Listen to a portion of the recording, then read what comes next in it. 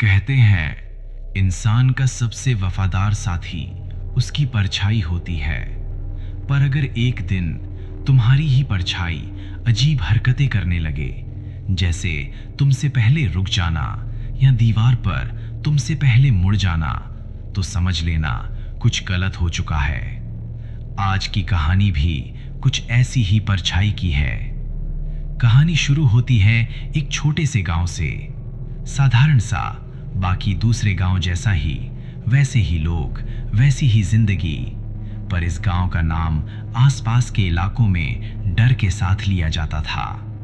इस गांव में एक पुराना कुआं था और लोग कहते थे जो भी आदमी शाम के वक्त उस कुएं के पास गया वो वापस आया जरूर, पर पहले से कुछ अलग होकर। रवि भी इसी गांव का रहने वाला एक लड़का था।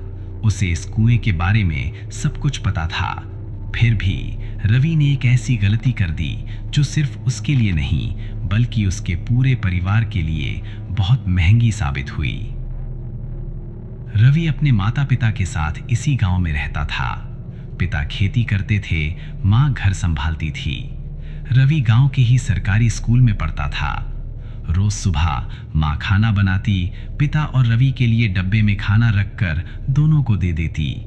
रवि का दिन लगभग एक जैसा ही गुजरता। सुबह स्कूल, शाम को घर, फिर दोस्तों के साथ खेलना। कभी कभी छुट्टी के दिन उसे पिता के साथ खेत में काम भी करना पड़ता। लेकिन रवि की जिंदगी में एक काम रोज जरूर होता था। स्कूल से लौटने के बाद घर के इस्तेमाल के लिए पानी भर कर लाना। पानी भरने के लिए रवि को उसी कुएं तक जाना पड़ता था, जहां शाम होने के बाद गांव का कोई भी आदमी जाने की हिम्मत नहीं करता था। इसी वजह से रवि रोज स्कूल से आते ही सबसे पहले ये काम खत्म कर लेता था। उसके बाद ही वो दोस्तों के साथ खेलने या घूमने निकलता। लेकिन उस दिन गांव में खेल दिखाने वाले आए हुए थे। स्कूल से आते ही रवि के कुछ दोस्त उसे खेल देखने के लिए जबरदस्ती खींच ले गए और रवि इतना उत्साहित था कि बिना सोचे समझे सीधे अपना स्कूल बैग घर में फेंक दिया और दोस्तों के साथ चल पड़ा। खेल, हंसी, शोर, वक्त का पता ही नहीं चला। कब शाम ढल गई रवि को एहसास ही नहीं हुआ। जब सब दोस्त अपने अपने घर जाने लगे तब अचानक रवि का दिल जोर से धड़क उठा। उसे याद आया आज पानी नहीं भरा था। रवि ने घबरा कर कहा, रोशन, क्या तू मेरे साथ कुएं तक चलेगा? मैं आज पानी लाना भूल गया हूं यार, माँ बहुत डांटेगी। रोशन ने चारों तरफ देखा, फिर धीमी आवाज में बोला, पागल हो गया है क्या? इस वक्त उस कुएं के पास जाने की बात कर रहा है? तुझे पता है ना, शाम होते ही वहां कोई नहीं जाता। रवि ने एक पल के लिए अंधेरा होता आसमान देखा, फिर बोला, हाँ पता है, पर हम दोनों साथ रहेंगे ना। तू चलेगा तो मुझे डर नहीं लगेगा, अकेले जाने की मेरी हिम्मत नहीं हो रही। रोशन ने इस बार बिल्कुल साफ मना कर दिया, मैं नहीं आ रहा रवि, तू चाहे जो सोच ले, इस वक्त उस कुएं के पास जाना ठीक नहीं है। रवि ने कुछ नहीं कहा, बस चुपचाप सिर झुकाया और घर की तरफ लौट आया। आंगन में अंधेरा धीरे धीरे घुल रहा था। रवि ने सोचा बस थोड़ी देर लगेगी, जल्दी से जाकर पानी ले आता हूं, माँ को पता भी नहीं चलेगा। और इसी सोच के साथ रवि अकेला ही उस कुएं की तरफ चल पड़ा। रवि को पता था जो भी इस कुएं के पास गया 3-4 दिन में पूरी तरह बदल गया। उसका बोलने का तरीका, चलने का ढंग, सब कुछ। पर रवि ये नहीं जानता था कि वहां बदलाव कैसे होता है। जैसे जैसे रवि कुएं के करीब पहुंचा, हवा अचानक भारी होने लगी। सांस लेने में बोझ सा महसूस होने लगा और तब उसने देखा कुएं के पास जमीन पर एक अजीब सी परछाई जमी हुई थी। रवि का दिल थोड़ा हल्का हो गया। उसे लगा शायद रोशन हो। रवि ने आवाज दी, रोशन, जब आना ही था तो मेरे साथ आ जाता ना भाई।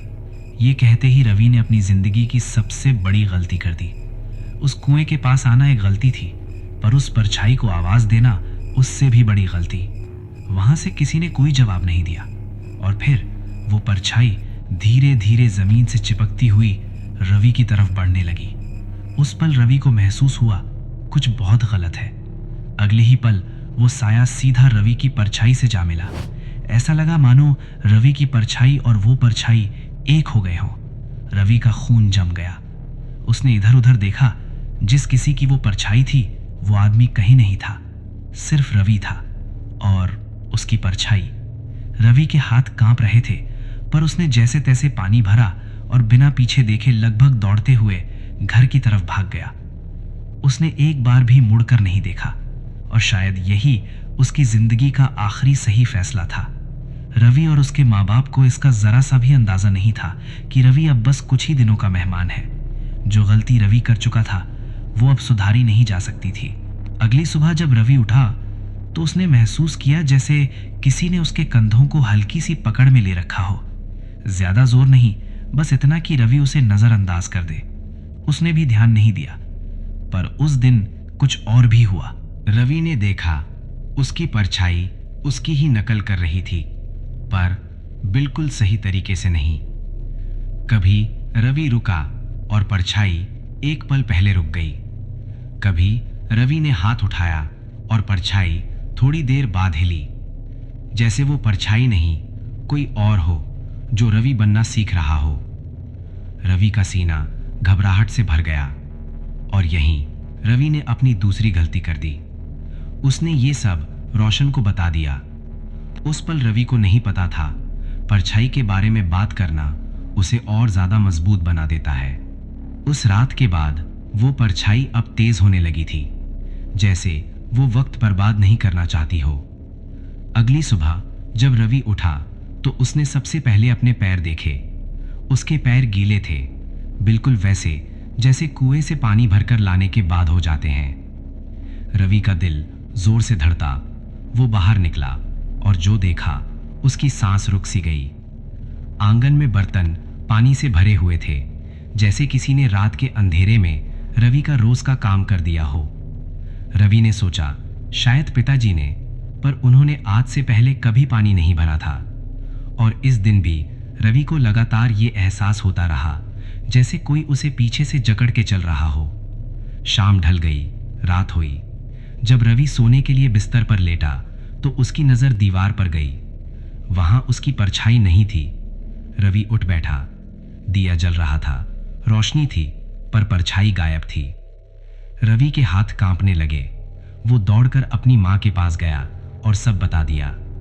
मां ने उसे घूरा, बस कर रवि, ये सब मजाक बंद कर, सो जा। रवि चुपचाप लौट आया और सो गया। अगली सुबह जब रवि के माँ बाप उठे, रवि घर में कहीं नहीं था। उन्होंने हर कोना छान मारा। तब गांव के एक आदमी ने कहा, कुएं के पास बैठा है रवि। माँ बाप भागते हुए कुएं तक पहुंचे। रवि वहीं बैठा था, बिल्कुल चुप, बिल्कुल शांत। उसे घर लाया गया, पर जो घर आया वो रवि तो था, पर वो पहले वाला रवि नहीं था। उसकी आंखों में वो पहचान नहीं थी। उसकी परछाई अब बिल्कुल सही काम कर रही थी, क्योंकि ना वो रवि था और ना ही वो परछाई रवि की थी। कहते हैं ये बात आज की नहीं है। लगभग 80-100 साल पहले इसी गांव में एक पंडित रहा करता था। लोग अपनी बुरी इच्छाएं उसके पास लेकर जाते थे। गुस्सा, जलन, लालच, वो सब जो इंसान बोल नहीं पाता। पंडित कहता था, मैं तुम्हारी बुरी इच्छा तुमसे अलग कर दूंगा, और उसने वैसा ही किया। पर उसका तरीका गलत था। वो लोगों के अंदर से उनकी ये इच्छाओं का एक हिस्सा अलग करता और उसे वो कुएं में बांध देता। वहीं से गांव में एक बात मशहूर हुई। शाम के वक्त लोगों को अपनी ही परछाई अजीब हरकतें करती हुई दिखती। पर असल सच ये था, वो परछाई सिर्फ परछाई नहीं थी। वो उन्हीं लोगों का वो हिस्सा था जो जिंदा रहना चाहता था, जो शरीर चाहता था।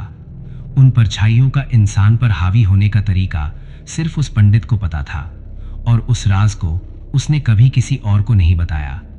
ये परछाई अचानक किसी पर कब्जा नहीं करती। सबसे पहले वो सिर्फ दिखती है, दीवार पर, जमीन पर, बिल्कुल तुम्हारी ही तरह। पर जैसे ही किसी इंसान ने उस परछाई को किसी भी तरह की प्रतिक्रिया दी, चाहे उसे घूर कर देखा, चाहे डर के मारे पीछे हटा, उसी पल वो परछाई उस इंसान के पीछे लग जाती है। धीरे धीरे वो उस इंसान से जुड़ने लगती है। फिर वो परछाई उसकी तरह व्यवहार करने लगती है, मानो वो उसके बोलने का तरीका, चलने का तरीका, जीने का तरीका सीख रही हो। और जब वो सीख जाती है इंसान होने का तरीका, तब असल इंसान अपनी पहचान खोने लगता है। आखिरकार वो परछाई उसकी जगह ले लेती है। और एक बात, अगर उस इंसान ने ये बात किसी दूसरे को बता दी तो वो परछाई अपना काम और भी तेज कर देती है। इससे बचने का सिर्फ एक ही तरीका है। अगर कभी तुम्हारी परछाई अजीब हरकत करे तो बिल्कुल भी कोई प्रतिक्रिया मत देना। और अगर ये गलती हो चुकी हो तो तुरंत किसी ऐसी जगह जाओ जहां भीड़ हो, मंदिर, बाजार या कोई भी ऐसी जगह जहां बहुत सी परछाइयां एक साथ मिल जाती हों। साथ ही 3 से 4 रात तक अकेले कभी मत सोना। किसी न किसी के साथ पूरी अंधेरे में सोना, ताकि कोई परछाई अलग से बन ही न सके। तब जाकर वो परछाई तुमसे अलग होती है। अगर ये बात रवि और उसके जैसे लोग जो इन परछाइयों का शिकार बने हैं उन्हें पता होता तो आज वो भी सही सलामत होते। अब आपको ये तो पता चल ही गया होगा, अगर कभी आपकी परछाई अजीब हरकत करे तो क्या करना है और क्या नहीं करना है। तो दोस्तों, आज की ये कहानी आपको कैसी लगी कमेंट करके ज़रूर बताइए। और ऐसी ही डरावनी कहानियां सुनने के लिए लाइक और सब्सक्राइब ज़रूर करें। धन्यवाद।